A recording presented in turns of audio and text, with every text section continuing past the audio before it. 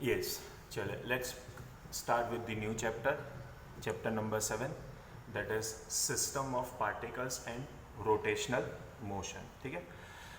We start with first of all the understanding of particles, then we'll take system of particles. लेकिन उसके लिए हमें एक meaning पता होना चाहिए, that is rigid body.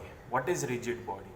तो rigid body is a special case of system of particles in which relative positions of particles remains invariant or unchanged, that is it cannot be deformed.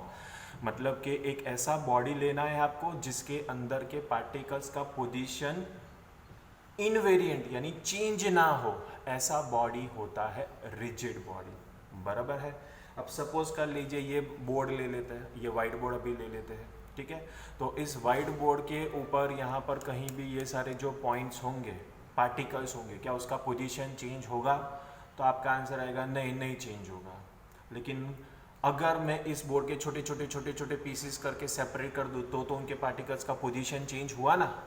मतलब हमें लगता है कि ये जो रिजिड बॉडी है, hard body होगी तो हमें ऐसा लगता है कि ये rigid body. Answer is no, ऐसा नहीं है. कोई भी रिजिड बॉडी होता ही नहीं है. It is an ideal concept. Reality में कोई ऐसा रिजिड बॉडी होता ही नहीं. लेकिन for some practical purpose we consider a solid body as a rigid body. ठीक है. तो रिजिड बॉडी एक आइडियल कंसेप्ट है. In reality there is no rigid body. Body होता है हमेशा solid body, and solid body means जिसके अंदर के पार्टिकल्स का पोजीशन हम चेंज कर सकते हैं. ठीक है.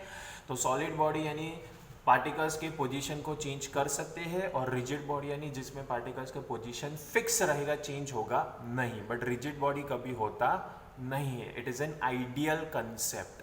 ठीक है. So a rigid body is an ideal body with a perfectly defined and unchanging shape.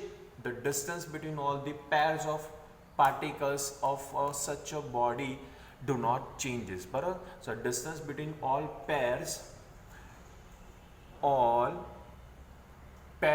of particles of such a body do not change. ठीक है. जितने भी particles के pairs होंगे उनके बीच का जो distance होगा वो fix रहेगा.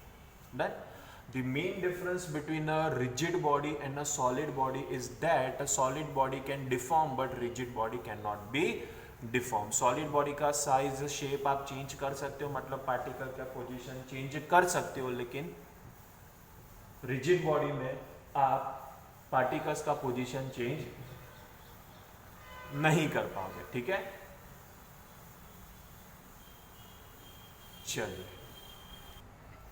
चलिए फिर अब देख लेते हैं पार्टिकल. क्या है particle? The particle is a point like object having mass but no linear dimension. एक पॉइंट लाइक एक छोटा सा ऑब्जेक्ट जिसका कुछ मास होगा लेकिन उसका डायमेंशन नहीं होगा, इसे कहते हैं पार्टिकल.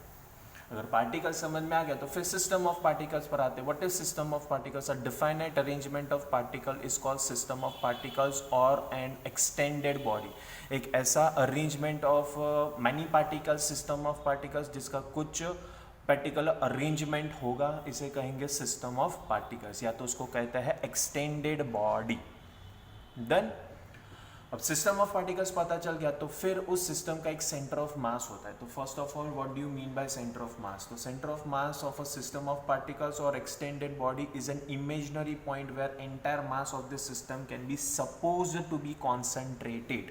एक ऐसा सिस्टम जिसमें बहुत सारे पार्टिकल्स हो, या तो उसको एक्सटेंडेड बॉडी कहेंगे. उसका एक ऐसा इमेजिनरी पॉइंट होता है जहां पर पूरे सिस्टम का मास कॉन्सेंट्रेट होगा, इसे हम कहेंगे सेंटर ऑफ मास. कोई नहीं करता, वो नोटबुक होता है तो नोटबुक के बीच में फिंगर रख के उस बुक को गोल गोल घुमाता है. तो वो जो एक पॉइंट है ना जिसके ऊपर हम फिंगर रख के बुक को घुमाते हैं, वो पॉइंट क्या है? सेंटर ऑफ मास. क्या हमें वो दिखता है? नहीं, पर होता है ना. So that is centre of मास. समझ में आया आपको?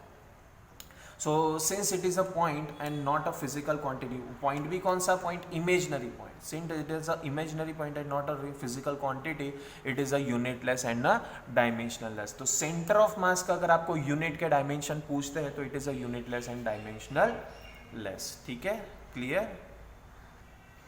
चलिए फिर मुझे देखना है कि what is center of mass of system of two particles in one dimension. तो देखिए पहले डायग्राम समझ लेते हैं. ये आपका रेफरेंस ओरिजिन है, यहाँ पर m1 है, यहाँ पर m2 है, और वो दोनों लाई कर रहे हैं कहाँ पर? x एक्सिस पर. ठीक है. तो ओरिजिन से m1 का पोजीशन x1, ओरिजिन से m2 का पोजीशन x2, इन दोनों के बीच में कहीं पर ये मान लो सेंटर ऑफ मास होगा, तो सेंटर ऑफ मास का position xcm with respect to origin. Clear? m1 का डिस्टेंस x1, m2 का डिस्टेंस x2 और सेंटर ऑफ मास का डिस्टेंस xcm। कहाँ से? रेफरेंस से। रेफरेंस कौन? ओरिजिन। ठीक है, तो consider a particle 1 having mass m1 at a distance x1 from the origin and particle 2 having mass m2 at a distance x2 from the origin. Then a distance of center of mass from the origin xcm is given as m1 x1 plus m2 x2 upon m1 plus m2। ये उसका centre of mass का formula हो जाएगा, position of centre of मास।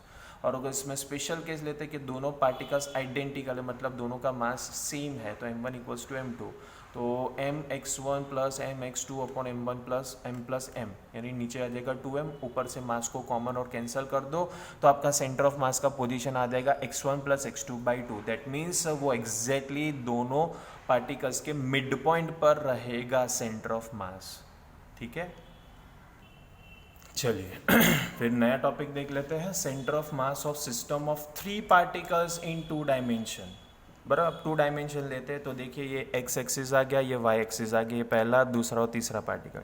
पहले particle का coordinate है x1 y1, दूसरे का है x2 y2, तीसरे का है x3 y3, और इन तीनों का सेंटर ऑफ मास कहीं पर होगा, ये रहा सेंटर ऑफ मास, उसका पोजीशन xcm और ycm। ठीक है, तो ये सब कुछ मैंने बता दिया। Particle having mass m1 position x1 y1, particle 2 having mass m2 position x2 y2, particle 3 having mass m3 and position x3 y3। तो x coordinate of centre of mass is given as m1 x1 plus m2 x2 plus m3 x2 upon m1 plus m2 plus m3। This is xcm, मतलब centre of mass का x coordinate. इसी तरह से मुझे centre of mass का y coordinate चाहिए, तो ycm is m1 y1 plus m2 y2 plus m3 y3 upon m1 plus m2 plus m3। ये हो जाएगा। समझ में आ गया आप सबको? यहाँ तक पूरा क्लियर? गुड, चलो।